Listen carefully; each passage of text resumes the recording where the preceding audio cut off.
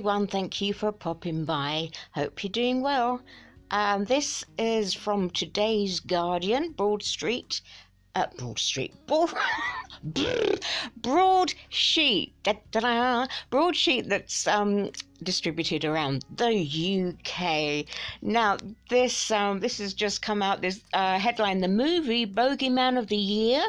Fundamentalist religion, from the miseducation of Cameron Post to apostasy. A new generation of filmmakers are railing against the strictures of scripture. So there we have a shot. Not sure what film that is from, actually. So I shall always, I'll put a link below. So here we go. So we've got towards the end of Desiree Akhavan's incendiary sophomore feature, The Miseducation of Cameron Post. The character attacks the anti-LGBT Christians running the conversion therapy camp, saying, programming people to hate themselves. She has spent months encased in the world of the God's Promise camp. SSA, same-sex attraction. Residents are called disciples. So, at the beginning of the year, Greta Gerwig's Lady Bird focused on the title character's struggles at a Catholic school in 2002. I didn't realise that they were still, when they were dancing, you had to have this 6 inches separation. That's an old thing. So interesting that that was still happening, at least in 2002. A new generation of filmmakers are turning their eyes and their poisonous pens against the prejudices of their earlier lives, prejudices fueled by religion. There's a shot from Apostasy. Britain has its own analogue to this duo in Manchester-born auteur Daniel Coca-Taylor. He made his feature debut this year with Apostasy, a tale inspired by his own upbringing as a Jehovah's Witness. It's a moving story that sees a family of 3 torn apart by the fundamentalist restrictions of their religion, with one daughter disfellowshipped when she becomes pregnant by her college boyfriend, and the other struggling with the Damocletian peril. I've been wondering what the correct term. Some would say Damoclean, some say. Anyway, peril of a dormant blood disorder that could kill her if she follows the church's doctrine and refuses a transfusion. Apostasy, perhaps by virtue of its director's background, is a more even-handed depiction of religion. Interesting. Than either Cameron Post or Lady Bird. That has been said a lot, that it's very even-handed. A lot of reviews say it. The faith of the witnesses is not positioned as irrational, but is clearly marked as antagonistic, with the patriarchal leadership ruling that Mother Ivana, played with heartbreaking tenderness by Siobhan Finneran, can only have minimal contact with her daughter and granddaughter. With Ian McEwan adaptation The Children Act arriving in cinemas last week, it's the second film of the year to focus on the strict orthodoxy of Jehovah's Witnesses when it comes to blood.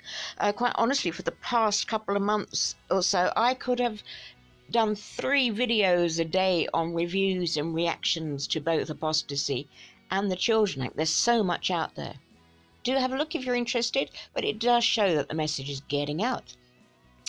That religious double standard, promising love and protection while pushing away those who don't have absolute faith, is also at the forefront of Paul Schrader's First Reformed. Not heard of this film before. Developing its male loner on a moral crisis.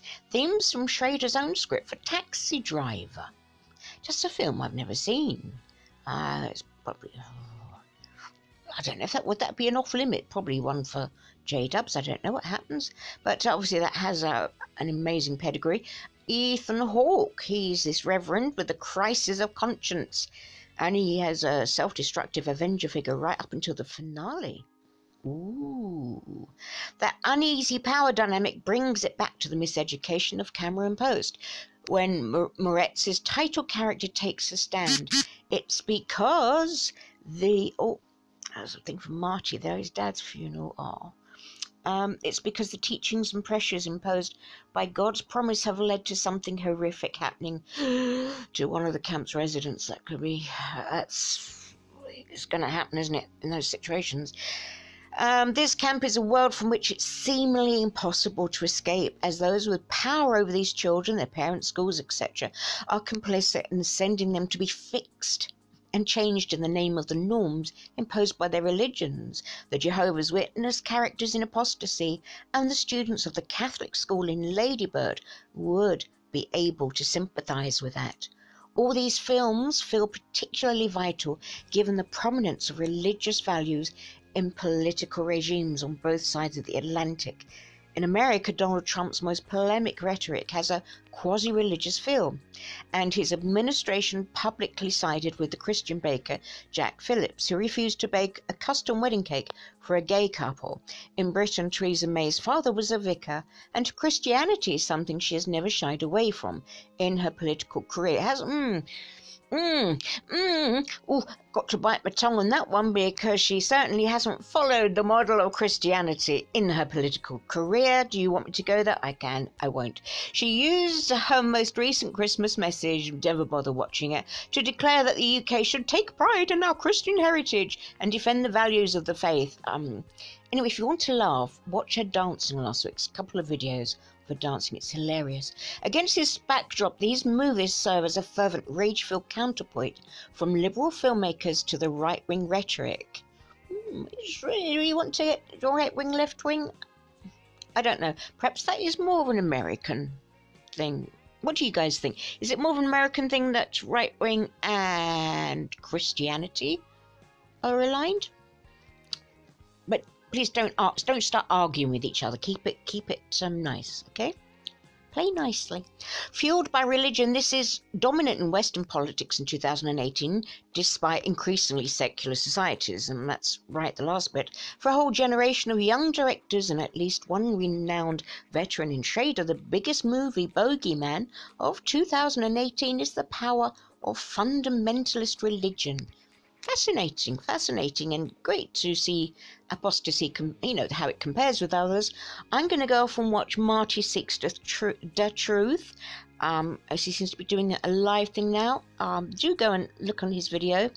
Been having a very sad time of late. He's an interesting chap. Thanks for your time watching here. Best to all. Bye for now.